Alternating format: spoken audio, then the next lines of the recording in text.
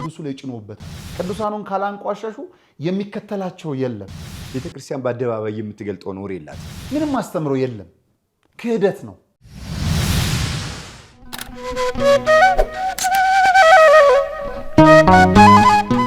ሰላም ጤና ይስጥልን ክቡራን ተመልካቾቻችን እንደምናላችሁ። ይህ ነጋሽ ሚዲያ ነው። ጋዜጠኛ ነጋሽ በዳዳ ነኝ። ከኔ ጋር ቆይታን ስለምታደርጉም ከልብ ነው የማመሰግነው። ዛሬ መናፍቃን ለሚያነሷቸው ጥያቄዎች ብለን ንግግሮቻቸውን ማክበድ አንፈልግም። ለሚሰራቸው ስህተቶች ግን ማስተካከያዎች መስጠት አስፈላጊ ሆኖ ሳለ በዛኛው ቤት የሚነገሩ ተገቢ ያልሆኑ ጻድቃን፣ ሰማዕታት፣ መላእክቶችንም የእመቤታችንም ጭምር ስም አንስተው ለስብከታቸው ማድመቂያ ሲሆን ለአዳራሻቸው የጩኸት ማባበሻ ሲያደርጓቸው ቁጭ ብለን መመልከት የለብንም በሚል እሳቤ ከመምህር መታሰቢያ ደምሴ ጋራ በጋራ ቆይታ ልናደርግ ወደናል። ከዚህ ውስጥም አንደኛው በቅርቡ ሲናገር የነበረው የሰማዕቱ ቅዱስ ጊዮርጊስን በተመለከተ ለራሱ ሀጃ ሲል ነው። ሰማዕቱ ቅዱስ ጊዮርጊስ እንጂ በእኔ ሕይወት ውስጥ ለውጥ የለውም ሲል ሲናገር ነበረ። አንድ የዘመኑ እብድ ዮናታን አክሊሉ የሚባለው ከዛ ባለፈ ደግሞ በሌላኛው አዳራሽ ውስጥ የተገኘች በተክሊል ፈትቼ መጣው ስትል ስትናገር የነበረች ናት። እንደዚሁ ደግሞ ስለ እመቤታችን ስለ ቅድስት ማርያም ኪዳነ ምሕረት አትባልም የሚባል እንደዚሁ የመንገድ ተጓዥ ሲናገር የነበራለ። እነዚህ ላይ ምላሽ መስጠት አስፈላጊ ስለሆነ በጥቂቱ ተመልክተናቸው እንመለስና ወደ ጉዳዮቻችን እንሄዳለን። ምንድነው? ጊዮርጊስ ተሰነጠቀ፣ ተገዘገዘ።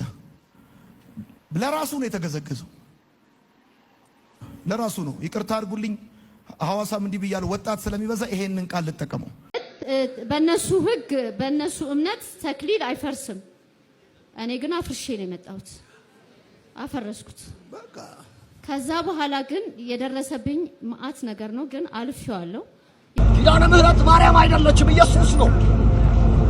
አማርኛ ካወቅን ለማወቅ በጣም ቀላል ነው። ኪዳነ ምሕረት ማለት የምህረት ኪዳን አይደለም። ክቡራን ተመልካቾቻችን ተመልሰን ተገናኝተናል። ከኛ ጋር ስለሆናችሁም ከልብ ነው የማመሰግነው።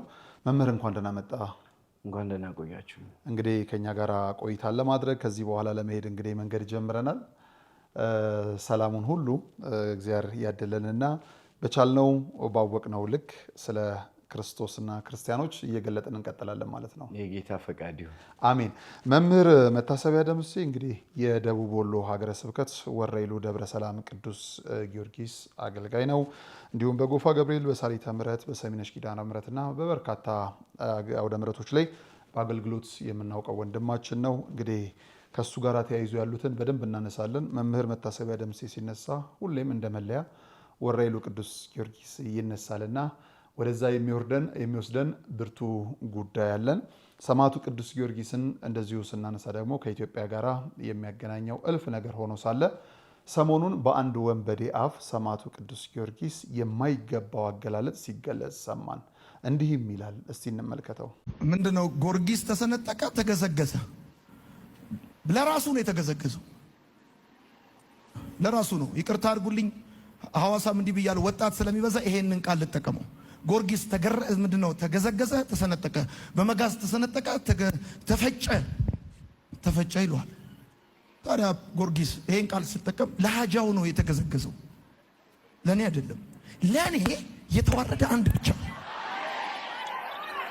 ብቻ እርቃኑን በሰማይና በምድር ፊት የተንጠለጠለ የእብደት ስብከት ከዚህ በላይ መስማት አይጠበቅብንምና ሰማዕቱ ቅዱስ ጊዮርጊስን በዚህ ልክ ለመናገር ምን አነሳሳቸው አንልም። ያው ነውር ጌጡ ስለሆኑ ሰማዕቱ ቅዱስ ጊዮርጊስ ግን በተዋህዶ ቤት ምንድነው እሱ? እስቲ እናንሳው መምህር።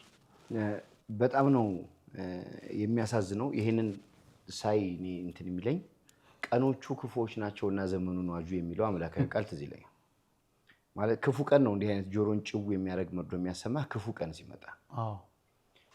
ኑሮ ተወደደ፣ ጊዜ ተበላሽ አይደለም። በቃ ክፉ ቀን ከእግዚአብሔር የሚለይ መንጋውን የሚያበሳጭ ወደ እግዚአብሔር የሚገቡትና ወደ ሰይጣን የሚሆኑበት የመጨረሻው የፈተና ጊዜ ሲመጣ እንደነዚህ አይነት ነገሮች ይከሰታሉ። ጌታችን መድኃኒታችን ኢየሱስ ክርስቶስ ራሱ ሰይጣን እንደ ስንዴ ሊያበጥራችሁ ለመነ ብሎ የተናገረውን ቃል ማሰብ ተገቢ ነው። ስለዚህ የምንፈተንበት ነው፣ አዲስ አይደለም። ከዚህም በላይ ብዙ አባቶቻችን ሰማዕትነት ከፍለውበታል። ተጋድሎና ክርስትና ክርስትና ስል ኦርቶዶክሳዊነት ነው። በመጋዝ መሰንጠቅ ያለው፣ በሰይፍ መታረድ ያለው፣ በአደባባይ መገረፍ ያለው፣ በሸንጎ መታሰር ያለው በኦርቶዶክስ ተዋሕዶ ቤት ነው። በየትኛውም በኢትዮጵያ ታሪክ አንስተን የክርስትናን ጉዳይ ብንነጋገር ስለ ወንጌል የተሰነጠቀ፣ ስለ ወንጌል ዋጋ የከፈለ፣ የሞተ፣ የተገፋ፣ የታሰረ፣ በሆነ የተወረወረ ያለው በኦርቶዶክሳዊት ቤተክርስቲያን። በኢትዮጵያ ብቻ አይደለም፣ በሌላውም አብያተ ክርስቲያናት ስታይ የኦርቶዶክስ ቤተክርስቲያን ብቻ ናት በዚህ አይነት ሰማዕትነት ትልቅ ዋጋ እየከፈለች ያለችው። ለምን? አዳማጭ እንግዲህ መልሱን መተው ይችላል። በነገራችን ላይ ሰማዕተ ልዳ ቅዱስ ጊዮርጊስን እኛ የምንቀበልበትና ገድሉን የምንናገርለት፣ ተአምሩን የምንሰብክለት፣ ያደረገውን አገልግሎት ከወንጌል አንጻር የምንናገርለት እነሱ ባሰቡበት አምድ ላይ ቆመን አይደለም። ሲጀመር ቅዱስ ጊዮርጊስ በትውልድ ኢትዮጵያዊ አይደለም። እኛም የምናከብረው እንደ አንድ ጻድቅ፣ እንደ አንድ ሰማዕት ለወንጌል ዋጋ እንደከፈለ ኢየሱስ ክርስቶስ የሰበከውን ወንጌል በተግባር አሳይቶ ዋጋ እንደወረሰ የአገልግሎቱን ዋጋ እንደተሸለመ አንድ ሰማዕት አድርገን ነው የምንወስደው። ምክንያቱም የኛ ሃይማኖት ዘር የለውም፣ ጎሳ የለውም፣ ቀለም የለውም፣ ብሔር የለውም። ሀገራችን በሰማይ ነው። በምድርም የምንኖረው በምድር ተጋዳዮች ሆነን በሰማይ ካሉ ድል ነሾች ተርታ እንድንደመር ነው የምንኖረው። የምንወለደው ልንሞት ነው፣ የምንሞተው ደግሞ በህይወት ልንኖር ነው። በኦርቶዶክሳውያን ቤተክርስቲያን ልማድ በስጋ ያለና ከሞት በኋላ ያለ ልዩነት የላቸው። ለምሳሌ ሰው የተሰራበት ግብር 7 ነው። 4ቱ የስጋ ባህሪ ናቸው፣ እሳት፣ ውሃ፣ መሬት፣ ነፋስ ናቸው። 3ቱ የነፍስ ባህሪያት ናቸው፣ ለባዊነት፣ ነባቢነትና ህያውነት ናቸው። ስጋ የተሰራው አፈር ህይወት የለውም፣ እሳት ህይወት የለውም፣ ነፋስ ህይወት የለውም፣ ውሃ ህይወት የለውም እናውቃለን። ስለዚህ ሰው በስጋው ብቻ ህያው ነው ማለት አይቻልም። ሰውን ህያው የሚያደርገው የነፍስ ባህሪው። ሰው ደግሞ ሲሞት ስጋው ወደ መቃብር ይወርዳል እንጂ በነፍስ ሊሞት አይችልም። የነፍስ ሞት የሚመጣው በመንግስተ ሰማያት ነው። ስለዚህ ትላንትና ስለ ወንጌል ሰብከው ወንጌልን አስተምረው የምድሩን አገልግሎት ጨርሰው ወደ ሰማዩ መንግስት የተደመሩ እኛ ክርስትና ብለን ከምንጠራው ዓለም አይለዩም። ያ ማለት ምን ማለት ነው? በስጋ ያለን ኦርቶዶክሳውያን በነፍስ ካሉ ህያዋን ጋር አንዱን እግዚአብሔርን የምንጠራበት የከበረ ቤታችን ነው ማለት ነው። በእኛ ዘንድ ሟች የለም። ይሄ የመጀመሪያው ነጥብ ነው። ሁለተኛ ሰማዕተ ልዳ ቅዱስ ጊዮርጊስ አባቱ አገረ ገዢ ነው። ገድሉንም ማንበብ ይቻላል። በ18 ዓመቱ አባቱ ሞተበት። የአባቱን ስልጣን ሊፈልግ ሄደ። የሄደው እኮ ሹመት ሽልማት ፈልጎ ነው። ግን ምን አገኘ? ኢየሱስ ክርስቶስ ተክዶ ጣዖት አቆመው። ለጣዖት ሲሰግዱ አየና አምላኬ ተክዶ ባለስልጣን ሆኜ ከምኖር እግዚአብሔርን ይዤ ምስኪን ድሃ ሆኜ መኖር ይሻለኛል ብሎ ያለውን ሁሉ ለድሆችና ለጦም አዳሪዎች ሰጥቶ እግዚአብሔርን ፍለጋ ወጣ ነው የምንለው። ከዚህ የተለየ ታሪክ ተናግረን አናውቅም።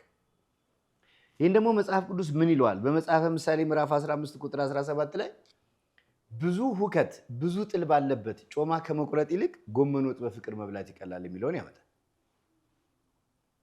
አሁን ዓላማው ምንድን ነው? ልዩነቱ እግዚአብሔር ተክዶ ክርስቶስ በሌለበት ባለስም ባለዝና ባለገንዘብ ሆኜ ከምኖር የኢየሱስ ክርስቶስን ወንጌል ሰብኬ መከራን ብቀበል ይሻለኛል ብሎ እሱ ብቻውን ግን ከሰባ ነገስታት ጋር ሊዋጋ መውጣቱ ምን ያስነቅፈዋል?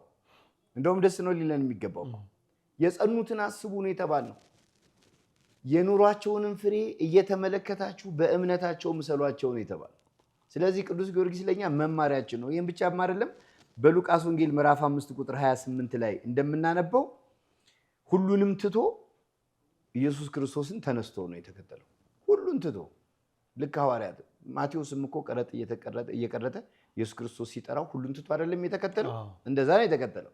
በሉቃስ ወንጌል ምዕራፍ 18 ቁጥር 28 ላይ ስናይ ቅዱስ ጴጥሮስ ራሱ ኢየሱስ ክርስቶስን ምን ብሏል? እኛ ሁሉን ትተን ተከተልንህ ነው ያለው። ስለዚህ ከሐዋርያት እንደተማረ ስልጣኑን፣ ቤቱን፣ ዘመዶቹን፣ ወገኖቹን ስለ ኢየሱስ ክርስቶስ ትቶ ክርስቶስን ፍለጋ መሄዱ፣ መከራን ለመቀበል መሄዱ በረከቱ ይድረሰን ያስብለዋል እንጂ በአደባባይ ሊያስነቅፈው የሚገባ ተግባር አልነበረም። ይህም ብቻ አይደለም። ከፍ ከፍ ያሉትን አገልግሎቶች እኔ ለምሳሌ የመጀመሪያው ቤሩታዊትን አዳናት። ቤሩታዊትን ሲያድናት ምንድን ነው ያላት? አንቺን የሚበላሽን ዘንዶ በጌታዬ በአምላኬ በኢየሱስ ክርስቶስ ስም እኔ አሸንፈዋለሁ ነው። ኃይልን በሚሰጠኝ በክርስቶስ ሁሉን እችላለሁ። ዘንዶ መጣ፣ በስመ ሥላሴ አመተበ፣ የአምላኩን ስም ጠራ፣ ዘንዶውን አሸነፈ። ከዛስ ምን አደረገ? ወንጌልን ሰበከ፣ ጣዖታትን እንዲተዉ እግዚአብሔርን እንዲከተሉ አድርጎ 3000 ሰው አሳምኖ መለሰ። ደራጎንን ገደለው፣ ቤሩታዊትን አዳናት። አሁን ይህ ምን ነውራለሁ? ስሙ የእግዚአብሔር ነው። ዘንዶውን ያሸነፈው የእግዚአብሔር ስም ነው። የተሰበከው ወንጌል ነው። ከወንጌሉ ስብከት የተነሳ ምእመናን አመኑ፣ ወደ እግዚአብሔር መጡ፣ ለእግዚአብሔር ምልኮ ገባ። ታዲያ አሁን ይህ ምን ያስነቅፋል? ደስ ነው የሚለው። በመጋዝ መሰንጠቁ መፈጨቱ አዲስ አይደለም። አሁን ትልቁ ችግራችን ምንድነው? የዘመናችን ሐዋርያት ከሐዋርያት የማይመሳሰል ብዙ ግብር አላቸው። ለምሳሌ ከሐዋርያት ወገን ያዕቆብ በሰማዕትነት ነው የሞተው። ታሪኩ ስለሚመስጠኝ ነው። በይሁዳ ምትክ እንኳን ባለቀ ሰዓት መጥቶ የተሰዋው ማትያስ አይኖቹን አውጥተው በብረት አልጋ ላይ ጠብሰው እንደ በሬ 40 ቀን ድርቆሽ ሳር አብልተው ነው የገደሉት። የትኛው ሐዋርያ የትኛው ነብይ እግዚአብሔር ቅዱስ ኢሳይያስ በመጋዝ ተሰንጥቆ ነው የሞተው? ሁሉም ይሄንን ዋጋ የከፈሉት ከመከራው ጽናት የተነሳ የማይበገር እስከ ሞት ድረስ የበረታ የአምላካቸው ፍቅር ስላላቸው ነው። ወንጌል ደግሞ እስከ ሞት ድረስ የታመንክ ሁን የሕይወትንም አክሊል እሰጥሃለሁ ይልባቸዋል። ስለዚህ ኢየሱስ ክርስቶስ ክብሩ ያደረገው ተጋድሎ፣ የከፈለልን ዋጋ፣ የሰራው ስራ፣ የሰበከን ወንጌል ምእመናን እንድንሆን የምንፈልገውን እውነት ሰብከው ክብር ያገኙ ናቸው እንጂ የሚነቀፉ አልነበሩም። በጣም የሚገርመው የቅዱስ ጊዮርጊስ ትግል ለንግስናው ለስሙ ለዝናው አይደለም። አንደኛ ወንጌልን ባልሰብክ ወዮልኝ ስለሚል፣ ሁለተኛ እስከ ሞት ድረስ የታመንኩን የሕይወትን አክሊል እሰጣለሁ ስለሚል። ስለዚህ ቅዱስ ጊዮርጊስ ያደረገው ተጋድሎ ይሄ ነው። የሞተው የተገዘገዘው፣ በመጋዝ የተሰነጠቀው፣ በመንኮራኩር የተፈጨው ኢየሱስ ክርስቶስ ስለሰበከው ወንጌል፣ ኢየሱስ ክርስቶስ ስለፈጸመው ነገረ ድነት፣ ኢየሱስ ክርስቶስ ለኛ ስላስተማረን ሕይወት። በሸንጎ ያቆሟቸዋል፣ በአደባባይ ይሰድቧቸዋል፣ በመከራ ውስጥ ይጥሏቸዋል። ስለ ስሜ ብዙ መከራን ትቀበላላችሁ፣ በእኔ የሚያምን እኔ የምሰራውን ስራ ያደርጋል፣ ከዚህም የሚበልጥ ደግሞ ያደርጋል ብሎ ራሱ ኢየሱስ ክርስቶስ የተናገረውን ስብከት የፈጸሙ ናቸው እንጂ ለአጃው ሲል ያደረገ አይደለም። አሁን ይህም ደግሞ ስለ ቅዱስ ጊዮርጊስ የቆምነው ጥብቅና አይደለም። ቤተ ክርስቲያናችን ቅዱስ ጊዮርጊስን የምትቀበልበትን መንገድ በተንሸዋረረ እይታ ስላዩት ነው። ቢችል እኮ የወንጌል አማኝ ነኝ የሚል ስለ ክርስቶስ ስለ ስሙ የተሳደዱትንም ማክበር ነበረበት። ትክክል ነው። በጣም በሚያስገርም መልኩ ቴልአቪቭ እስራኤል ላይ ሉድ የሰማዕቱ ቅዱስ ጊዮርጊስ መቃብር አለ። የተወለደው ፍልስጤም ነው። ፍልስጤማውያን ሙስሊሞች ናቸው በአብዛኛው። ያላቸው ክብር ልነግርህ አልችልም። ለሰማዕቱ በስሙ በርካታ ነገሮችን ሰይመውበታል። በወንጌል እንኳን አይገናኙም። ይሄ ግለሰብ የማመን ያለማመን ጉዳይ አይደለም ጥያቄው። ታዋቂ የሆነው አዋቂዋን ቤተክርስቲያን በመነካካት ነው። ትክክል ነው። በአውደ ምሕረቱ ላይ አውደ ምሕረት ልንለዋለን። በአዳራሹ ላይ ወንጌል ይዞ አይተነው አናውቅም። የተመቸ ሲመስለው አውሮፓ ሀገር ሲሄድ ምቹ በሚመስል መኪና ውስጥ ምግብ መጽሐፍ ቅዱሱ ላይ ጭኖበታል። መጽሐፍ ቅዱሱ ላይ ያስቀምጦታል። ያንን ፎቶ ስንዘዋወር የነበረ ሆዱ ከሞላ ሌላ ሊያስብ የሚችል ሰው አይደለም። የእግዚአብሔር ምሕረቱ ነው የሚገርመኝ። ዓለምን ከመፍጠር ባለፈ ለማጥፋት የሄደበት ትዕግስት ብዙ ነው እግዚአብሔር። እንደነዚህ አይነት ወረበላዎችን አንዳንዱ ለምንድን ነው ቶሎ የማይቀጣቸው? ለመማሪያ ስለሚያስቀምጣቸው ነው። ቤተክርስቲያኗን ካልነኳት እረፍት የላቸው። ቅዱሳኑን ካላንቋሸሹ የሚከተላቸው የለም። ቆም ብሎ ማስተዋል የሚችል እንኳን ምእመን የላቸውም። እራሱን እኮ የክርስቶስ ወታደር ነኝ እያለ ነው ይሄ ሰውዬ በአዳራሽ ውስጥ። እኔ እንኳን የእግዚአብሔር ሰው ነኝ ብሎ ተቀብቻለሁ ብሎ እኮ የሚያስብ ሰው ነው። እግዚአብሔር አናገረኝ ይለዋል። በስልክ ይሁን በጓዳ ባናውቀው፣ መቼም በጸሎት አይገናኙትም። ከጸሎቱ የራቁ ናቸው። ምክንያቱም ስለ ስሙ እርሱን የተከተሉትን በማንቋሸሽ ላይ ሆነውና ይሄ ልማድ ብዙውን ጊዜ የኦርቶዶክሳዊ መምህራኖቻችንን አምጥቼ እናንተ ምላሽ እንድትሰጡበት አልፈልግም። ከናንተ አቅም በታች ስለሆነ ተራ ምንፍቅናም ስለሆነ የወረበላ ስለሆነ በዛው ልክ ግን ሰማዕታቱ በዚህ ልክ ሲነኩ የሚያስችለን አይደለም። ደግሞ የኢትዮጵያ ገበዝ እኮ ነው። እንደው መጽሐፍ ቅዱሱን ወይም ደግሞ ተጋድሎውን ትተን እኮ ታሪክ ልንነግረው የሚገባል። እንዲህ አይነቱ ታሪክ ለሌለው ሰው እንቀጥል። ምን መሰለህ ቅድም ነግሬሃለሁ፣ ሐዋርያትን የማያውቁ የሐዋርያት አገልጋዮች ብያለሁ። በጣም በሚደንቅ ሁኔታ የሚገርመኝ ቅዱስ ጳውሎስ በገላትያ ሰዎች ምዕራፍ 4 ቁጥር 9 ላይ እንደምናነበው ሰማያትን አይቶ መጥቷል አይደል? አዎ። ግን ምን አለ? ምናልባት በከንቱ ደክሜ እንዳይሆን። ከዚህ በለጠ እኮ ክብር የለም አይደል? በሚገባ ምናልባት በከንቱ ደክሜ እንዳይሆን ይህን ሁሉ ነገር አድርጎ። በነገራችን ላይ እዚሁ አሁን አይተነዋል አይደል? ሃይማኖት ቢያድን ኖሮ ጳውሎስን ያድነው ነበር። በሃይማኖት ምናምን። በነገራችን ላይ በመጽሐፍ ቅዱስ ላይ 20 ጊዜ ሃይማኖት የሚለው ቃል ተጠቅሷል። ሃይማኖት የሚለው እንደውም አብዛኛዎቹ በጣም የሚያስደስቱ ናቸው። ልንገርህ፣ በሐዋርያት ሥራ ምዕራፍ 6 ቁጥር 7 ላይ የደቀ መዛሙርቱ ቁጥር እጅግ እየበዛ ሄደ፣ ከካህናት ብዙ ሰዎች ለሃይማኖት የታዘዙ ሆኑ ይላል። ለሃይማኖት መታዘዝ ይገባል። አሁን እነሱ ሃይማኖትን እንደ ተቋም አድርገው ስለሚያዩት ነው። ሃይማኖት ግን እግዚአብሔር ለሰው ልጆች የሰጠው አምላካዊ መገለጥ ነው። ብዙ ነገር በሐዋርያት ሥራ ምዕራፍ 14 ቁጥር 21 እንግዲህ የሐዋርያት ሥራ የሐዋርያት ስብከት ነው፣ የሐዋርያት አገልግሎት ነው። ሐዋርያት ወንጌልን ሰብከው እጅግ ብዙ ደቀ መዛሙርትን ልብ እያጸኑ ይልና በሃይማኖት ጸንተው እንዲኖሩ እየመከሩ ወደ እግዚአብሔር መንግሥት በብዙ መከራ እንገባ ዘንድ ያስፈልጋል እያሉ ሰበኩ። መንግሥተ ሰማያት ብድግ ብለህ የምትገባበት የተከፈተ ቤት አይደለም። በብዙ መከራ ነው የምትገባ። ያ መከራ ምንድን ነው? ጾም አለው፣ ጸሎት አለው፣ ስግደት አለው፣ ምጽዋት አለው፣ ትዕግስት አለው፣ ፍቅር አለው፣ ቸርነት አለው፣ ትህትና አለው፣ ራስን ለእግዚአብሔር መስጠት አለው። ቅዱስ ኤፍሬም ሶርያዊ ይህንን ነገር ሲናገር ምን ይላል? ሰማዕታት የዚችን ዓለም ጣዕም በእውነት ናቁ፣ ስለ እግዚአብሔር ደማቸውን አፈሰሱ፣ ስለ መንግሥተ ሰማያትም መራራ ሞትን ታገሱ። የኛ አስተምሮ ከዚህ የተለየ አይደለም። ስለዚህ ሃይማኖትን እንደ ተራ ነገር አድርገህ ልትዘልፍ አትችልም። በነገራችን ላይ በሃይማኖት አንጻር ቅዱስ ጳውሎስና ቅዱስ ጊዮርጊስ ሊነጻጸሩ አይችሉም። አንዱ ከአንዱ ይበልጣል እያልኩ አይደል። ለምሳሌ ቅዱስ ጳውሎስ ኢየሱስ ክርስቶስ ሲሰቀል ያንን ሁሉ መከራ ሲቀበል የክርስቶስን አምላክነት የክርስቶስን ጌትነት የተቀበለ አይደለም። በኋላ በደማስቆ መንገድ ነው ለምን ታሳድደኛለህ ብሎ ኢየሱስ ክርስቶስ የተገለጠለት። ቅዱስ ጊዮርጊስስ ኢየሱስ ክርስቶስ የዓለም መድኃኒት እንደሆነ ያውቃል። ተሰቅሎ ሞቶ ሞትን ድል አድርጎ ተነስቶ ባርነታችንን በልጅነት ነውራችንን በክብር ኃጢአታችንን በጽድቅ ጨለማችንን በብርሃን እንደቀየረ ያውቃል። እንደጠራው መጠን እግዚአብሔርን ለማገልገል የመጣ ነው። ያው እንግዲህ ማጠልሸት ችግር የለውም። ስታጠለሽ ግን እንደው በዘመንና በወቅት ለይተህ ቢሆን ጥሩ ነበር። ሁለት የማይነጻጸሩ ነገሮችን አምጥተህ አንድ ቦታ ላይ ልታሳብድ አትችልም። ለነገሩ በቤትህ እኮ አንተ ንጉሥ ነህ። ማን ይመጣብሃል?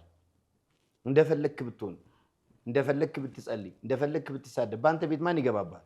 ማንም። ስለዚህ እነሱም ቢሆን አሁን ቢሆን ደስ የሚለኝ የሚሰማቸው ካለ የራሳቸውን ስብከት መስበክ መልካም የለማ። ከፍ ተብሎ ግን መጥቶ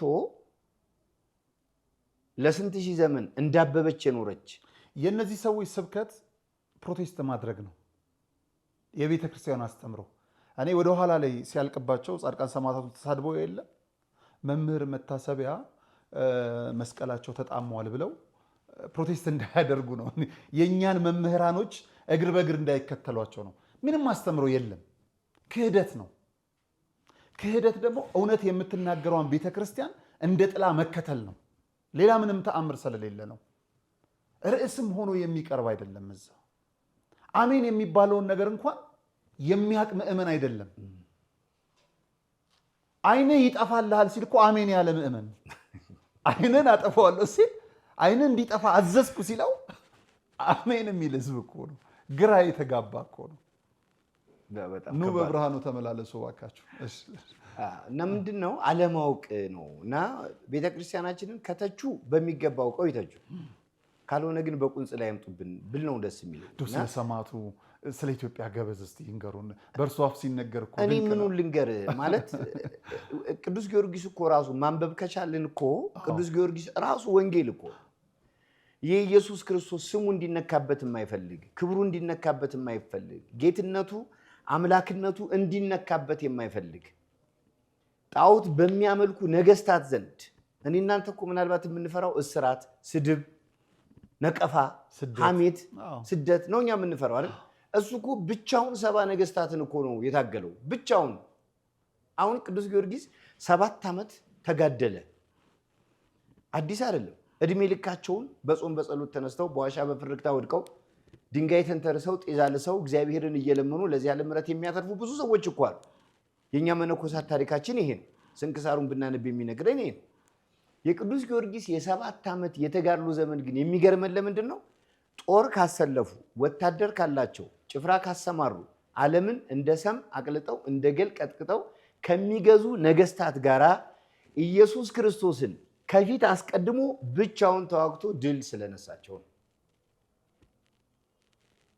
ይህ ወንጌል ነው። ከኔም ካንተም የሚጠበቀው ይሄ። አሁን ከኔና ካንተ የሚጠበቅብን ሰማዕትነት በአደባባይ መታሰር ምናምን አለ ራሳችንን ማሸነፍ ነው። ስጋውን ማሸነፍ ያልቻለ ሰው፣ አንደበቱን ማረም ያልቻለ ሰው፣ ኃጢአቱን በጾም መጎሰም ያልቻለ ሰው እንዴት ብሎ ነው ቀና ብሎ ቅዱስ ጊዮርጊስን ሊናገር የሚችለው? አንዳንድ ጊዜ እኮ አቅምን ማወቅ ጥሩ ነው። ይህ እንዳለ ሆኖ የቅዱስ ጊዮርጊስ ረዳትነቱ ደግሞ ለእኛ ለኢትዮጵያውያን ይለያል። ለምሳሌ በአድዋ ጦርነት ጊዜ ረድኤቱ ረድቶን ታቦተ ቅዱስ ጊዮርጊስን ካህናት ይዘው በቀኝ ካህናት እየቆሙ ለሚሞቱት ፍትሐት እየፈቱ ለሚዋጉት ጸሎት እያደረሱ ቅድስት ቤተ ክርስቲያን ሀገርን መታደግ ሃይማኖትን መታደግ ስራዋ ስለሆነ ነው። ሀገር አንዲትም ቀን ቤተ ክርስቲያን አንዲትም ቀን ስለ ሀገር ሳትጸልይ አድራ ሙላም አታውቅም። የቤተ ክርስቲያን አገልግሎቷ ስለሆነ ነው። ድል ይሄን እኮ ነጮቹ ራሱ እኮ በመጽሐፋቸው ጽፈውታል። የቅዱስ ጊዮርጊስን ተራድኦ በነገራችን ላይ ይሄንን የምልህ እኛ የቅዱስ ጊዮርጊስን እርዳታ ስለማናውቅ አይደለም። ሌሎቹ ውጮች ጻፉ ሲሉ ስለሚቀበሉ ነው። ኢትዮጵያውያንን መቀበል ስለማይፈልጉ ነው። ለምሳሌ የውሃ ኬሚስትሪ የውሃ ፎርሙላ H2O የምትለዋን አባ ጊዮርጊስ ዘጋስጫ ድሮ ሰርቷታል። የኮንደንሴሽን ፎርሙላ የምንለውን የውቅያኖሱን ውሃ በፀሐይ ሙቀት ታተነዋለህ፣ ተኑን በነፋሳት ትሰበስበዋለህ፣ ደመና አድርገህ ተቋጥረዋለህ፣ መልሰህ ዝናብ ታዘንበዋለህ። ይህ በእንግሊዝኛ ስትገለብጠው ኮንደንሴሽን። አባ ጊዮርጊስ ዘጋስጫ እንዲህ ብሎ አስቧል ብሎ የሚነግርህ ግን የተማረ ሰው አለ? እንዳለመታደል ሆኖ የእኛን ሊቃውንት የእኛን ትምህርት ሰዎች ስለማይፈልጉ ምናልባት ከሰሙ በሚል እሳቤ ነው። እና ቅዱስ ጊዮርጊስ ይህችን ሀገር ገበዟ ነው፣ ጠባቂዋ ነው። በማህሌተ ጽጌም አክሊለ ጽጌ ማርያም ቀጸላ መንግስቱ ለጊዮርጊስ እያለች ቅድስት ቤተክርስቲያን ስታከብረው ትኖራለች። ስለዚህ ይህን ሁሉ አሁን ለቅዱስ ጊዮርጊስ የምናደርሰው ጸሎት ቅዱስ ጊዮርጊስ ሆይ ስለ ወንጌል ተጋድለ ለአምላክ ክብር መስክረ ካገኘኸው ዋጋ በቃል ኪዳን አስበን ብለን ቃል ኪዳኑን እንማጸናለን እንጂ አንድም ቦታ ቅዱስ ጊዮርጊስን አምላካችን ነህ ብለን የፈጠርከን ነህ ብለን እንደ አምላክ አምልከ ነው አንድም ቦታ አናውቅ። በስሙ ተሰደደ፣ በስሙ ሞትን አገኘ እንጂ ስለ ራሱ ሀጃ አልተሰነጠቀም።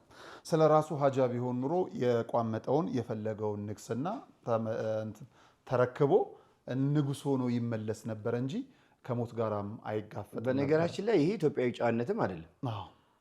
ይሄ ነውር ነው ማለት ብዙ ጊዜ እኮ ስንነጋገር ነውር ነው የምንለው ነገር እኮ አለ አይደል? ሀጃ ግን ምንድን ነው?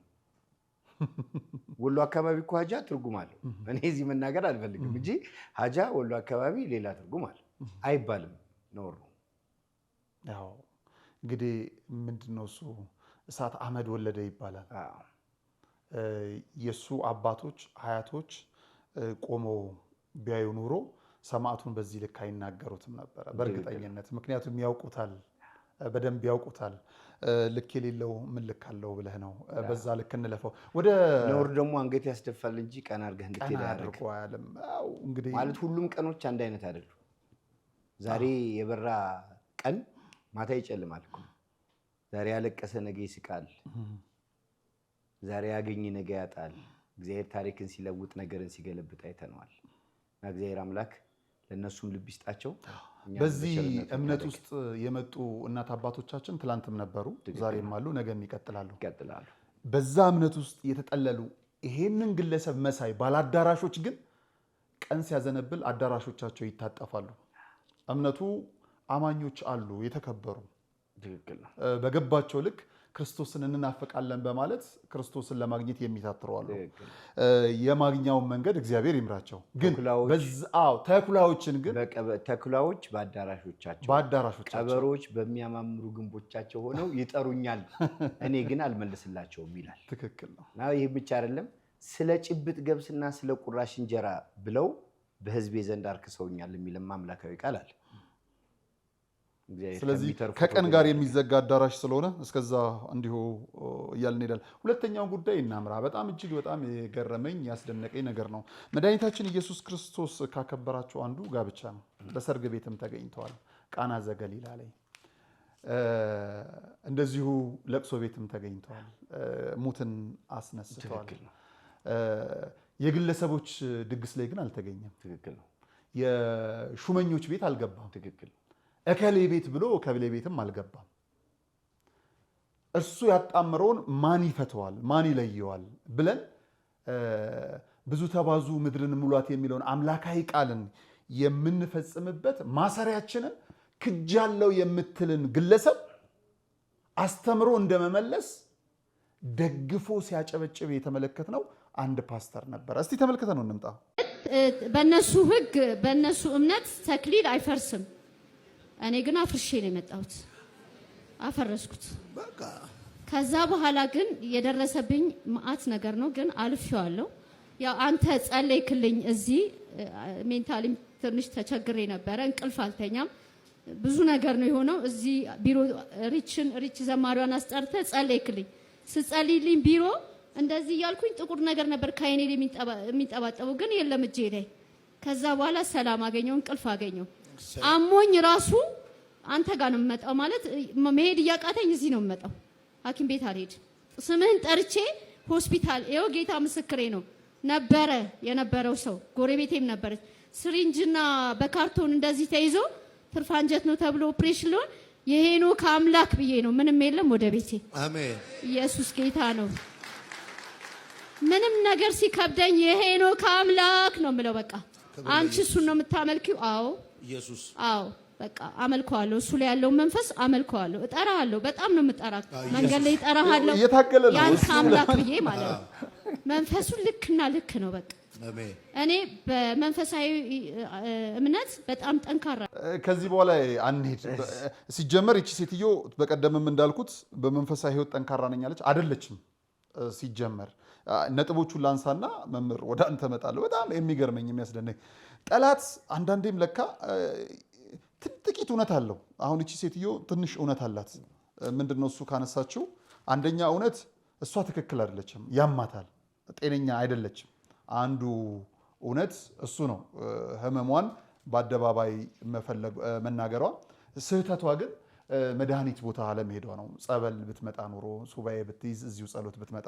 ሌላው በእነሱ እምነት ተክሊል አይፈርስም።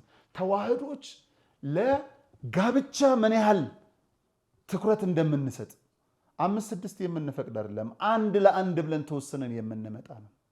በዛ ሂደት ውስጥ ይሄ ትልቅ የሆነውን ሲፈልጉ በፖለቲካው መጥተው የእርግዝና መከላከያውን ብለው ቁጥር ለመቀነስ የሚደረግበት ምን ያህል ጠንካራ መሆናችን እውነት የነገረችብኝ ነው።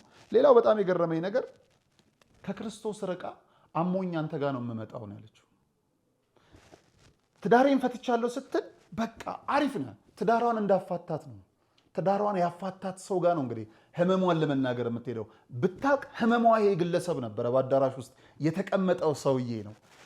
ሌላው በጣም የገረመኝ ነገር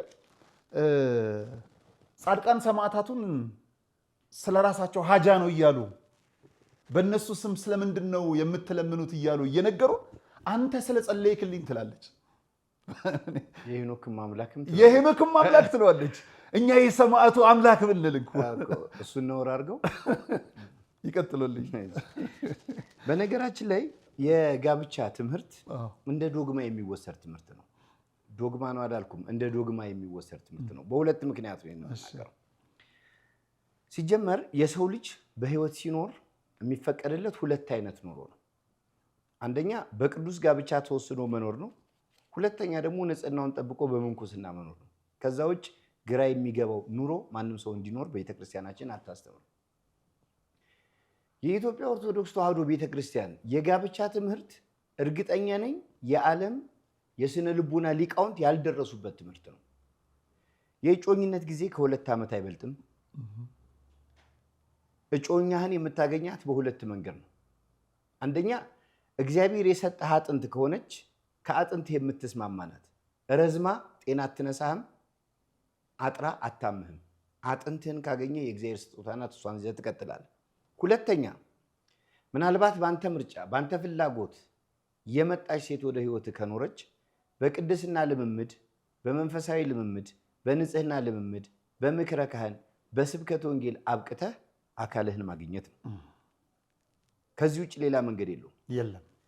በእጮኝነት ጊዜ ያሉ ሰዎች ቅድስት ቤተክርስቲያን እንደምታስተምረው ጋብቻ ከመፈጸማቸው በፊት ብቻቸውን ሆነው የሚቀመጡበት ቦታ ላይ እንዲገናኙ ቤተክርስቲያን አታስተምረው። ከተገናኙ ቤተክርስቲያን፣ ከቤተክርስቲያን ውጭ ከሆነ ብዙ ሰው ባለበት፣ ሌላው ቀርቶ የአካል ንክኪ እንኳን ከሰላምታ ውጭ አትፈቅድላቸው። የቤተክርስቲያናችን ሰላምታ አሁን ዓለማዊነት እየሸፈነው መቼስ ኢንዲቪጁዋሊዝም በጣም ከባድ ችግር እየሆነ ቤተክርስቲያናችን ላይ ጥላውን እያጠላ መጣ እንጂ ስትገናኙ በመንፈስ ቅዱስ ሰላም ተባባሉ ተባብለን ትከሻ ለትከሻ 3 ጊዜ ተሳስመን ይቅር ይበለን ተባብሎ ነው የሚኖረው በእኛ ቤተክርስቲያን ማለት።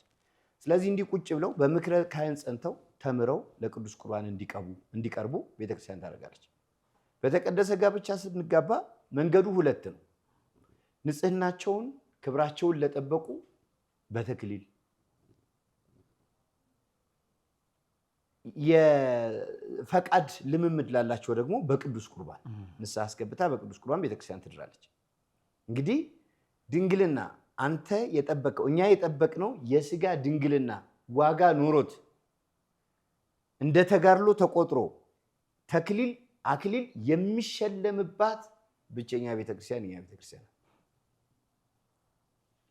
ሁሉንም ስርዓት በተክሊል የተጋቡ ሰዎች ቅድስት ቤተክርስቲያን ውስጥ በቅዱስ ቁርባን የተጋቡ ሰዎች ቅዱስ ቁርባን ተቀብለው አፋቸውን አፍነው ሸፍነው እህል ውሃ ከቀመሱ በኋላ እግዚአብሔርን እያመሰገኑ ይኖራሉ እንጂ በዓለማዊ ጋብቻ እንደምናያቸው ነገሮች ሁሉ አይፈጸሙባቸው። ምን ያክል ቤተክርስቲያን እንደምትጠነቀቅ ልጆቿ ልብ አድርግ። ቤተክርስቲያን በአደባባይ የምትገልጠው ኖር የላትም። የእኛን ኖር ትሸፍናለች እንጂ ጋብቻን እግዚአብሔር አምላካችን ራሱ ነው የፈቀደው። የመጀመሪያው ጋብቻ በኦሪት ዘፍጥረት ምዕራፍ 2 እና 3 የምናነበው የአዳምና ሔዋን ጋብቻ ነው። ያን የፈቀደው እግዚአብሔር ነው። ምን ብሎ?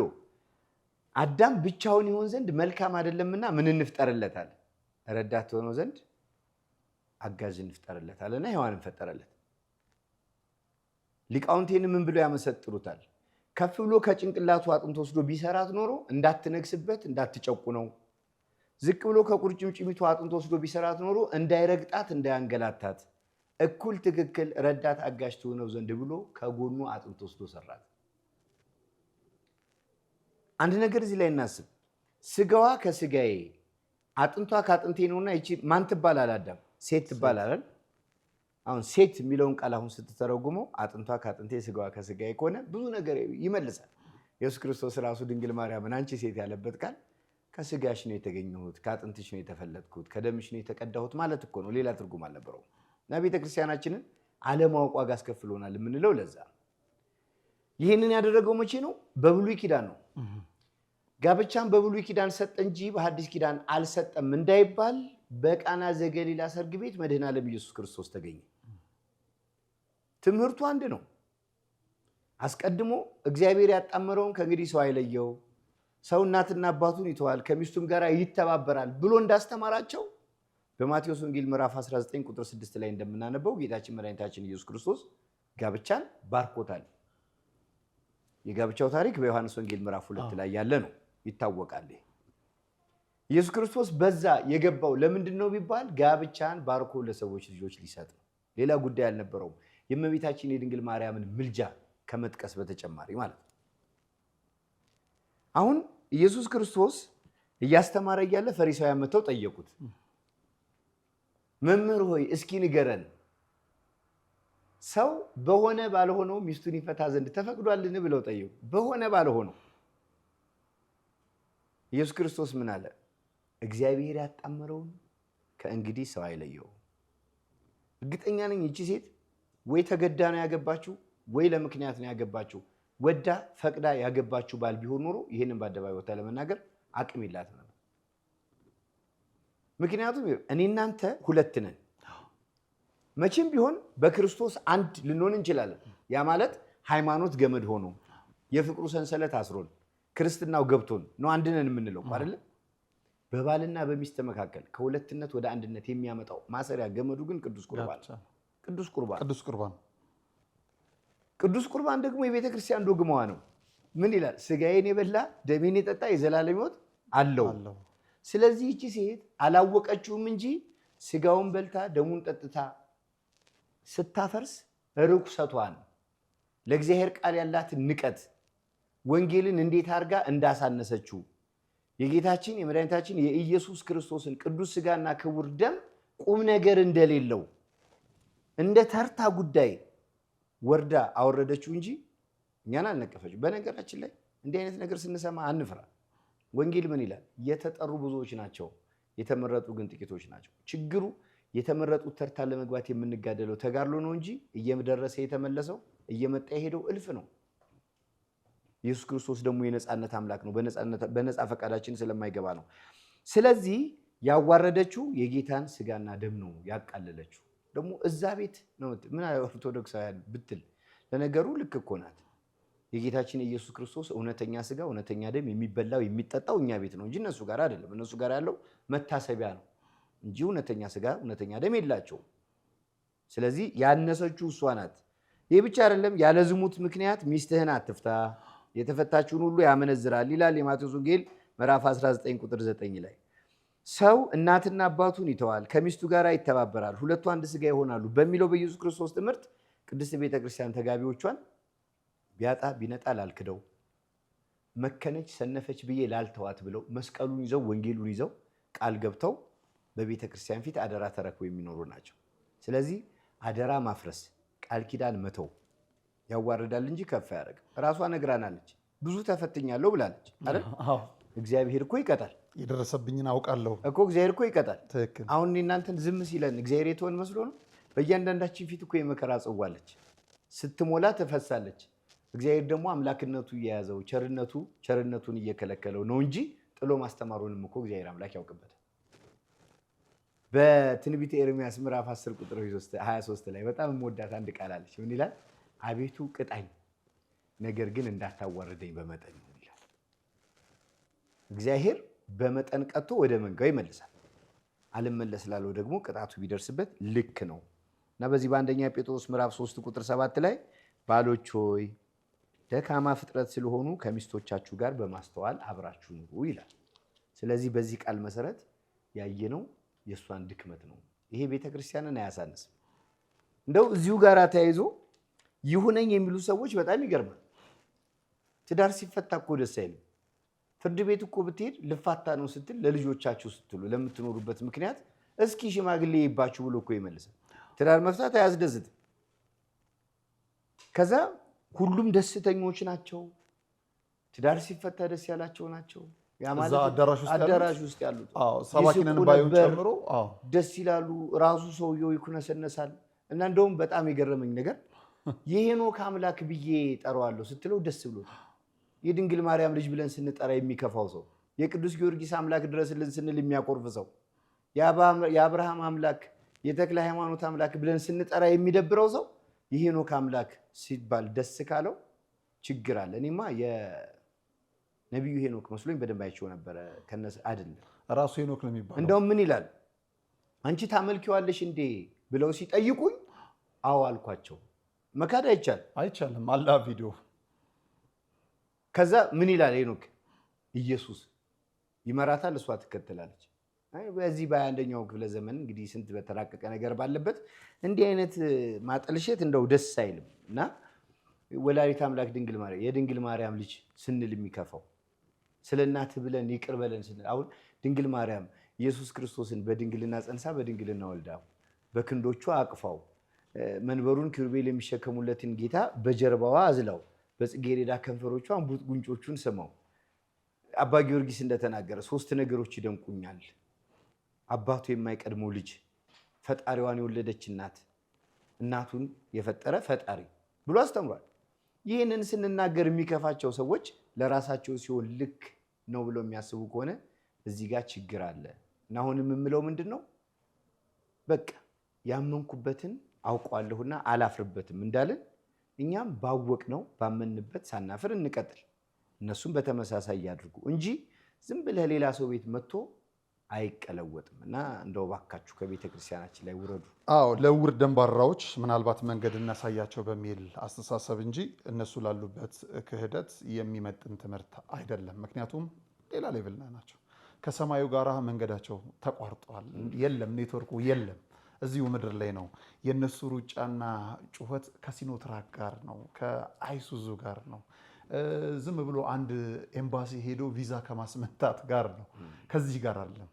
የኛ ሰባኪያን፣ የኛ አገልጋያን፣ የኛ መነኮሳት ስለ ሰማዩ ነው። ጾምን ቢያስቡ ክርስቶስ ስለ ጾመ ነው። ቢጠመቁ ክርስቶስ ተጠምቆ ስላስተማረ ነው። ስጋ ወደሙን የሚበሉት ስጋዬን ብሉ ደሜን ጠጡ ብሎ ቃል ስላወጣ ስላዘዘ ነው። ቤተክርስቲያን የምንሄደው መሰብሰቢያ ከተማችን፣ ሀገራችን፣ ቤታችን ስለሆናችን።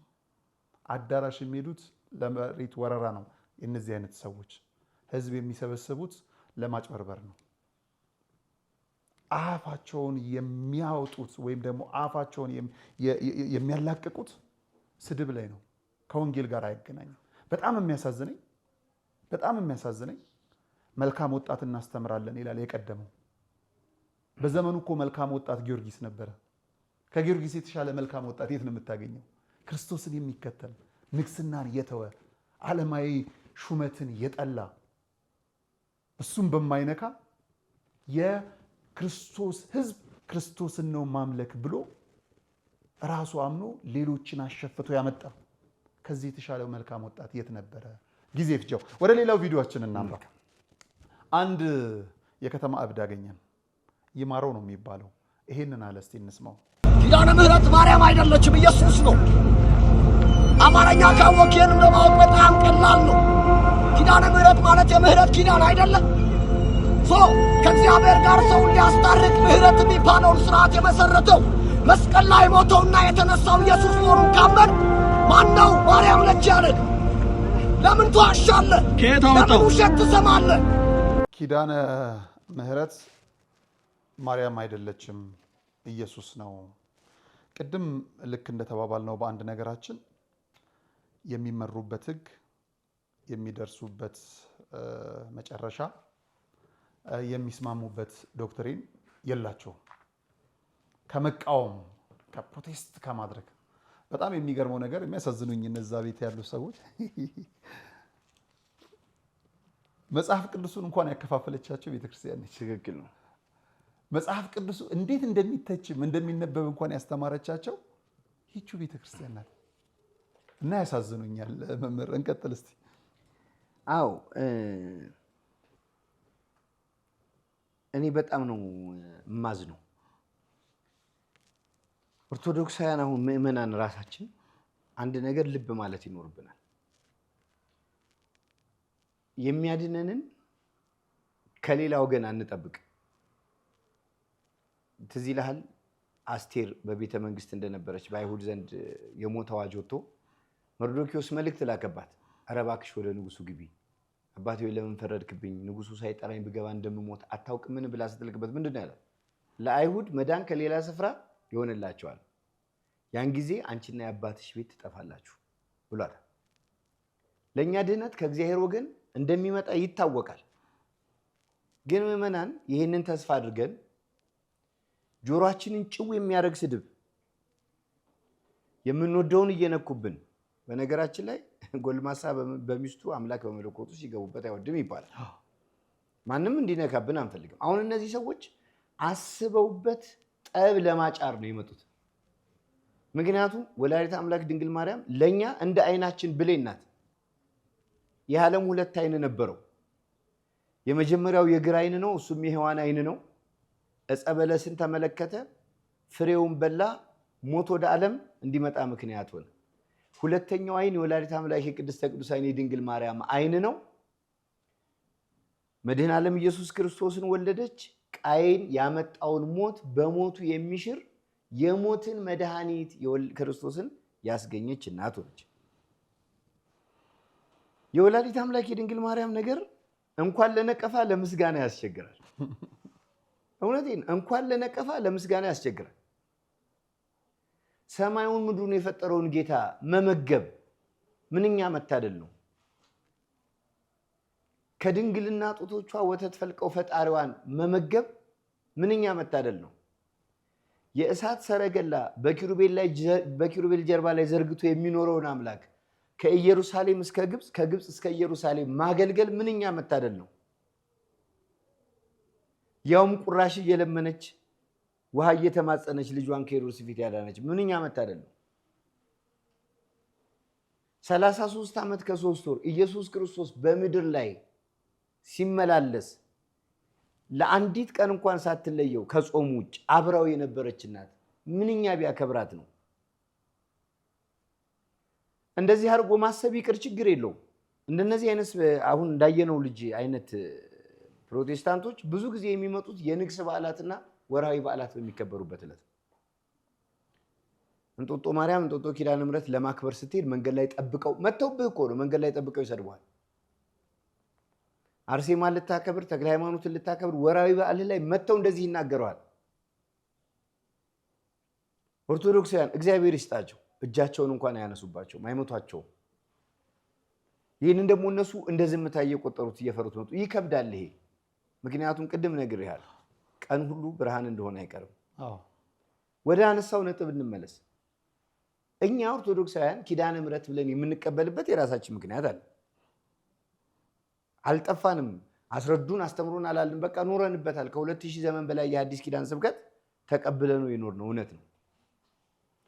በመጽሐፍ ቅዱስ ስለ ኪዳን ብዙ ነገር ማለት ይቻላል። የሚታወቁት ኪዳናት 5 ናቸው። 5 ኪዳናት አሉ። እነማን? ለምሳሌ አንዱ ኪዳነ አቤል ነው፣ ወይም ቁርባን አቤል። አቤል ለእግዚአብሔር መስዋዕት አቅርቦ እግዚአብሔር እንደተቀበለለት በረከት እንዳገኘ የምንናገርበት። ሁለተኛው መስዋዕተ ኖህ ነው፣ የኖህ መስዋዕት። ኖህ ለእግዚአብሔር መስዋዕት አቅርቦ ይህንን ዓለም ዳግመኛ በንፍሯ እንደማያጠፋው ቃል ኪዳን የተቀበለበት። ሶስተኛው የአብርሃም መስዋዕት ነው፣ በዘርህ አሕዛብ ይባረካሉ ተብሎ በረከት የተገኘበት። ሌላው መባ ይስሐቅ ነው። አምስተኛው ተልእኮተ ሙሴ ወአሮን ነው፣ የሙሴና የአሮን አገልግሎት ቁርባናቸው ነው። የካህኑ መልከ ጼዴቅም ቁርባን አለ። የወላዲት አምላክ የድንግል ማርያም የምሕረት ቃል ኪዳንነት በሐዲስ ኪዳን ያለውን የሚወክል ነው። ምንድነው የሆነው? መነሻው ምንድነው? መዝሙረ ዳዊት መዝሙር 88 ቁጥር 3 ላይ እንዲህ የሚል ቃል እናገኛለን። ከመረጥኩት ጋር ቃል ኪዳኔን ለዘላለም አጸናለሁ። ከዚህ ቃል ተነስተን ድንግል ማርያም እንደመረጣት ከሆነ ችግሩ በጣም ያሳዝናል። መቼስ ኢየሱስ ክርስቶስን ለመውለድ ከድንግል ማርያም በቀር ለአስተያየት እንኳን እኮ የቀረበ የለም። የማይሳሳተው እግዚአብሔር ትክክለኛ ማደሪያውን መርጦ ነው እንትን ያደርጓል። በመዝሙረ ዳዊት መዝሙር 131 ቁጥር 13 ላይ እግዚአብሔር ጽዮንን መረጠ ማደሪያውም ትሆን ዘንድ ወዷል፣ ይህቺ ለዘላለም ማረፊያዬ ናት፣ መርጫታለሁና በእርሱ አድራለሁ ይላል። እዚህ ላይ በጣም የሚደንቀውን ቃል ልንገርህ። ዘላለም የምትለዋን ቃል በልዩነት ማየት አለብን። በእኔና በአንተ ዘንድ ዘላለም የሚለው ቃል ትላንት ለመወለዳችን ነገ ለሞታችን የሚጠራ ነው። እግዚአብሔር ግን ለትላንቱ መነሻ ለነገው መጨረሻ የለውም። ጅማሬ የሌለው መጀመሪያ፣ ማብቂያ የሌለው ማብቂያ እግዚአብሔር ነው። ስለዚህ ከዚህ ቃል በመነሳት የኢትዮጵያውያን ሊቃውንት ዓለም ከመፈጠሩ አስቀድሞ እመቤታችን ድንግል ማርያም በአምላክ ሕሊና ታስባ ትኖር ነበር ብለው አስተምረውናል። እኛም አምነን ተቀብለነዋል። ነው እስኪ አይደለም ብለህ ተከራከረኛው። ይህቺ ለዘላለም ማረፊያዬ ናት፣ መርጫታለሁ፣ በእርሱ አድራለኋል። ሮሜ 8:34 ላይ ምን ይላል? እግዚአብሔር የመረጣቸውን ማን ይከሳቸዋል? ያከበራቸውንስ ማን ያዋርዳቸዋል? ይላል። አክብሯታል፣ መርጧታል፣ የተሰወረውን ገልጦባታል፣ የምስጢር ሙዳዩ የምስጢር ሰሌዳው አድርጓታል፣ የራቀውን አቅርቦባታል። ስጋውን በልተን ደሙን ጠጥተን እናመሰግነው ዘንድ ከመቤታችን ከድንግል ማርያም ከስጋዋ ስጋ ከነፍሷ ነፍስ ነስቶ መለኮትን አዋህዶ በመስቀል ላይ ተሰቅሎ እንደዛ ሰውዬ ተንጠልጥሎ አይደለም ኢየሱስ ክርስቶስ ያዳነ በመስቀል ላይ ተሰቅሎ ነው። በ5 ችንካር ተሸንክሮ የችንካሮቹ ራሱ ስም አላቸው። ከመቤታችን ከድንግል ማርያም የነሳውን መለኮት የተዋሃደውን ነፍስ የተለየውን ስጋውን በልተን ደሙን ጠጥተን ዘላለማዊ ክብር እንወርስ ዘንድ መገልገያው ያደረጋት ወላዲተ አምላክ ድንግል ማርያምን እንቀበላታለን። በማቴዎስ ወንጌል ምዕራፍ 10 ቁጥር 40 ላይ ነብይን በነብይ ስም የተቀበለ የነብዩን ዋጋ ይወስዳል፣ ጻድቅን በጻድቅ ስም የተቀበለ የጻድቁን ዋጋ ይወስዳል። እውነት እውነት እላችኋለሁ ከነዚህ ከታናናሾቹ ለአንዱ ቀዝቃዛ ጽዋ ውሃ እንኳን የሰጠ ዋጋው በመንግስተ ሰማያት አይጠፋበትም ይላል። ስለዚህ እመቤታችን ምጽዋትን ያመጣል ማለት ነው። አዎ ቀዝቃዛ ምን መሰለ ቀዝቃዛ ጽዋ ውሃ በኢትዮጵያውያን ልማድ ውሃ አይከለከልም። ውሃ ስጠኝ ብለን ቢሚል እንዴ ለምን ትከለክለዋለህ? ሬሳ ማጠቢያ እኮ ነው ውሃ ይባላል። በድሃ ቤት አይጠፋም ውሃ። ቤት ሚድ በማን ቤት ውሃ አይጠፋም። አንዲት ጽዋ ቀዝቃዛ ውሃ የሰጠ ማንም ቤት የሚገኘውን ቀዝቃዛ ጽዋ ውሃ የሰጠ ዋጋው በመንግስተ ሰማያት አይጠፋም። ምን ካረክ? በነቢይ ስም ከተቀበልክ፣ በጻድቅ ስም እንግዳን ከተቀበልክ። ስለዚህ እመቤታችን ከጻድቃን ሁሉ የምትበልጥ ጻድቅ አይደለችም። እንደ እመቤታችን ያለ ክብር ማን ተሰጥቶታል? ማንም። ከፈጣሪ በታች ከፍጡራን በላይ እንደ እመቤታችን የከበረ ማንን ትጠራልኛለህ? በፍጹም። ስለዚህ በእመቤታችን በድንግል ማርያም በሰጣት የምሕረት ቃል ኪዳን እኛ በረከት እናገኛለን። እመቤታችንም እኮ ስንለምናት እንደው ድንግል ሆይ ከልጅሽ አማልጂን ነው። ምን ብለናት እናውቃለን? ከዛ ውጭ ከመውደድ ውጭ የወደድነው ደግሞ እናቱን እኮ ነው። ጠላቱን አይደለም የወደድነው እናቱን። አሁን አንተ እናትህን በወዳቸው ይሸፋል? የለየለት እብደት ነው። ይገርመኛል መምህር፣ በተለይ ይሄ ነፃ ዝውውር የሚሄዱ አሉ አይደለ? ደርሰው ፓስተር ነን ወይም ደግሞ አገልጋይ ነን የሚሉ ከዚህኛው ቤት የሚፈልሱ እንደውም አንዳንድ ደፋሮች አሉ። ኦርቶዶክስ ቤት ከሆንኩት ይልቅ አሁን ጾምን አወቅኩት የሚሉ አሉ። ምን ጾም እንዳለ አላቅምና ወዲያው ተምረው ደረሱ ይባላል። ጠዋት ተመርቶ ከሰዓት መርካቶ ነው የሚባለው በዓለም። እንዴት ነው መጽሐፍ ቅዱስን በዚህ ፍጥነት ለማወቅ የቻሉበት እላለሁ። ለካ መልስ ብዬ ሳስብ ክህደት ነው። ክህደት ደግሞ ጊዜ አያስፈልገውም። ከቆምክበት መጀመር ትችላለህ። ትክክል ነው። መጽሐፍ ቅዱስ ማወቅ አይጠበቅብህም። ትክክል ነው። የኛ አባቶች ሊቃውንቱ መጽሐፍ ቅዱሱን አበጥረው ለማወቅ ቤተክርስቲያኗን አውቀው ለማሳወቅ ዓመታትን ተሻግረዋል። እስከ ሕይወት ፍጻሜያቸው እንኳን ሄደው ቤተክርስቲያኗን አይገልጧትም፣ አያውቋትም። ትክክል ነው። ረቂቅ ነች፣ ሚስጥር ነች። እነዚህኛዎቹ በወራት ውስጥ መጽሐፍ ይዞ ይመጣሉ። እንዴት ነው? ምንድን ነው? ሌላ የተወጋ ስሪንጅ አለ። ለካ መልሱ ክህደት ነው። ክህደት ደግሞ ከቆምክበት ቦታ አይደለም ብለህ መጀመር ነው።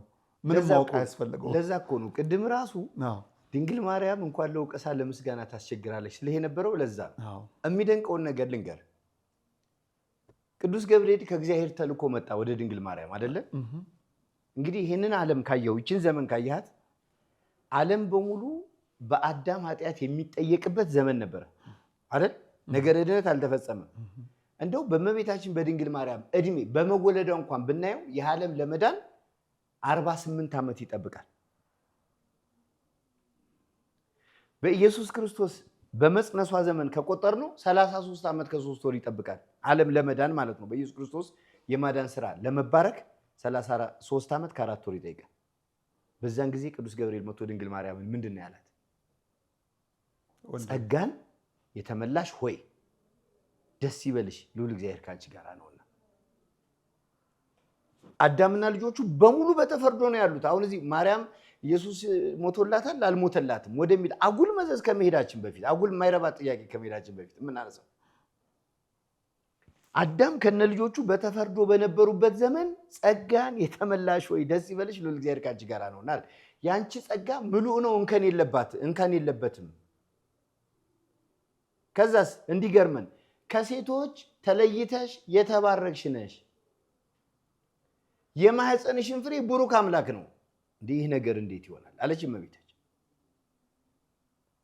ቅዱስ ገብርኤል የመጣው ለዮሴፍ ከታጨች በኋላ ነው። ለዮሴፍ የታጨችበት ዓላማ ዮሴፍ እንዲያገለግላት ከመሆኑ በስተቀር ሌላ ጉዳይ ስለሌለው እመቤታችን ይህን ስለምታውቅ ለወንድ የታጨች ሴት ትወልጃለሽ ብትባል እኮ አይገርማትም። ለምን ወንድ አላታ የታጨችለት። እመቤታችን ግን ምንድን ያለችው? ይህ ነገር እንዴት ይሆናል? እኔ እኮ ወንድ አላውቅም እንዴት ይሆንልኛል አለችው አይደል? ይህንን ግምት ውስጥ ይህን እንዳለ እንያዘውና ይህ እንደምን ያለ ሰላምታ ነው! በመላእክት ዘንድ ተከብሮ ሰላም የተባለ ያውም ጸጋሽ ሙሉ ነው የተባለች ሴት የለችም እንጂ በመላእክት ብስራት የወለዱ ሴቶች ግን አሉ። እመቤታችንም ታውቃቸዋለች። ይህንን ዲያብሎስ ራሱ ቢጠየቅ ያውቃል። የሰማይ መላእክት ራሱ ያውቃሉ። ከፕሮቴስታንት በቀር ይህን ሁሉም ያውቁታል። ዮሴፍ ለድንግል ማርያም የታጨበትን ጉዳይ በነገራችን ላይ እኮ አረጋዊው ቅዱስ ዮሴፍ ወጣት ያደርጉታል ሲስሉ አረጋዊ ነው። የዘር ሐረጉ ግን ሲቆጠር ከኢያቄም ጋር የአንድ አያት ልጆች ናቸው። በትክክል ሁለተኛም ደግሞ በጣም የዚህ የምንፍቅናው መንገድ ሄዶ በጣም የሚገርመው በሰማዕቱ ቅዱስ ጊዮርጊስ ብቻ እኮ አላበቁም። ከዛው አዳራሽ የወጣ አንድ የምንፍቅና ትምህርት አለ። በቀጣይ የምንመጣበት መድኃኒታችን ኢየሱስ ክርስቶስ ከተሰቀለ በኋላ ነው መስቀልን እንድንቀበል የተደረገ። ትክክል ነው።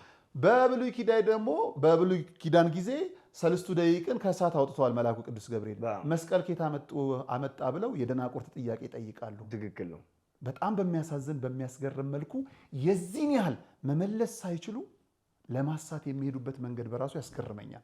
እሱ ላይ እንመጣበታለን በሚቀጥለውና እንደው ለእመቤታችን ለዮሴፍ ታጨች ሲባል አንጠልጥለንም ልንጠራ አይገባም። ለቅዱስ ዮሴፍ ትክክል ነው። አረጋዊ ናቸው። አረጋዊ ነው። የተከበረ ሰው ነው። የሚገርም እኮ በስጋ ዘመዷ ነው። ከኢያቄም ጋር የአንድ አያት ልጆች ናቸው። ራሱን የቻለ የዘር ሐረግ ቆጠር አለ። በራሱ ርዕስ እንመጣበታል። ለምን ያስደነቀኝ ያውቁታል። ምክንያቱም ያኔ ያለ ወንድ ዘር የምትወልድ ሴት ተወግራ ትገደላለች። ትክክል ነው። ምክንያቱም እኮ ጠፍቷቸው አይደለም፣ ግን የመጀመሪያ መነሻቸው ምንፍቅና ስለሆነ መካድ ስለሆነ እኔ እኮ አንዳንዴ እንደውም ጥሩ አመሰግናችኋለሁ ይቺንም ያህል መናፍቃቸው እንደውም የአምላክ እናት አይደለችም ቢሉስ ምን ልናመጣ ነበር? የአምላክ እናት እንደሆነች እንነግራቸው ነበር።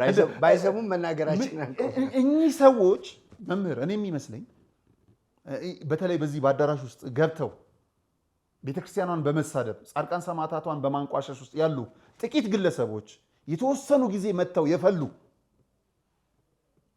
የፈሉ ግለሰቦች ምንም ምህረት የላቸውም። ሰው ያስከትልልኛል፣ ገንዘብ ያስገልኝልኛል፣ ፖለቲካው ይጠቅመኛል ብለው እስካሰቡ ድረስ በሀገር ላይ መዓት ከማምጣት ወደኋላ አይሉ። የመማር ማስተማር አይደለም። ያው እንትን አንዴ መጋቢ ሐዲስ ምን አሉ መሰለህ? የድሮዎቹ መጋቢ ሐዲስ የኔታሸር የድሮዎቹ መናፍቃን ሊቃውንት ነበሩ፣ የአሁኖቹን እንደሱ ያደረግብን ኖሮ ምን ይወጣ ነበር እንዳሉት ነው። እና ለማንኛውም ምን ለማለት ነው፣ ወላዲተ አምላክ ድንግል ማርያም ክብሯ በሰው ዘንድ ብቻ አይደለም በሰማይ መላእክትም ዘንድ የታወቀ ነው።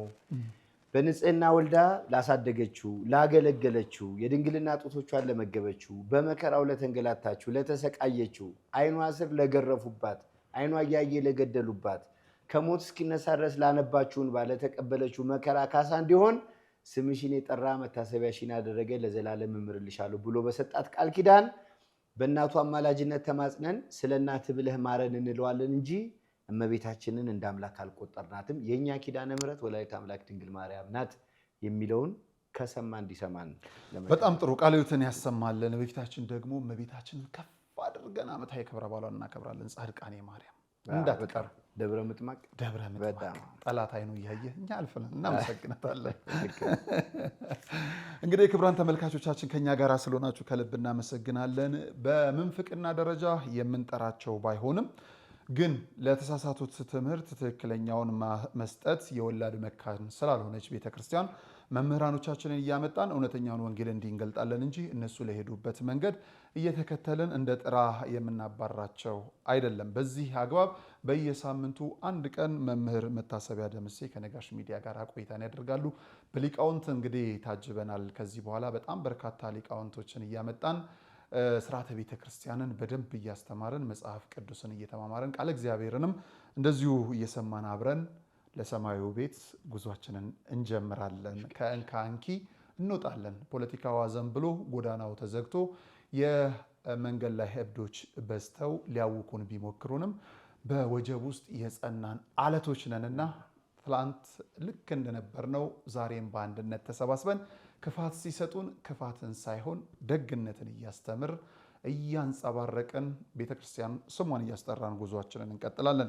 መምህር መታሰቢያ ደምሴ የደቡብ ወሎ ሀገረ ስብከት ወረኢሉ ደብረ ሰላም ቅዱስ ጊዮርጊስን ሲገልጡ ሁሌም ካንደበታቸው የማይጠገብ እልፍ ቃላት አለ ስለ ሰማዕቱ።